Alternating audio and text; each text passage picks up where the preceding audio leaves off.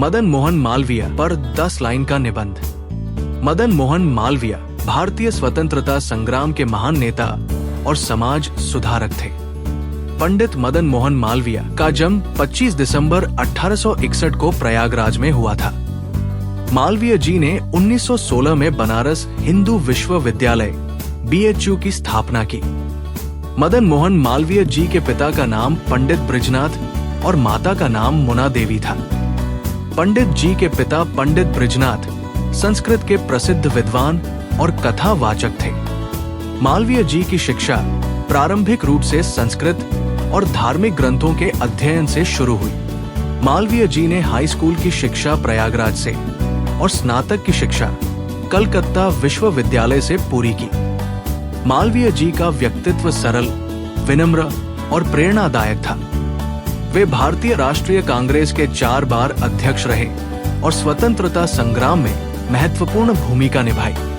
मदन मोहन मालवीय जी को उनके काम के लिए महामना की उपाधि दी गई। उनका मानना था कि भारत की आत्मा उसकी संस्कृति, शिक्षा और भाषा में बसती है। उन्होंने अपने जीवन काल में अभ्युदय, हिंदुस्तान और दी लीडर जैसे अखबारों का संपादन किया।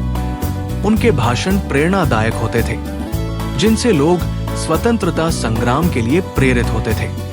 उन्होंने समाज में जाति और धार्मिक भेदभाव को समाप्त करने के लिए कई प्रयास किए। 12 नवंबर 1946 को 84 वर्ष की आयु में बनारस में मालवीय जी का निधन हो गया।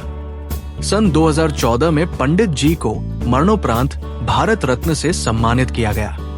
निष्कर्ष: मदन मोहन मालवीय भारतीय इतिहास के एक महान व्यक्तित्व थे, जिन्होंने शिक्षा, संस्कृति और स्वतंत्रता संग्राम में अपना अभूतपूर्व योगदान दिया।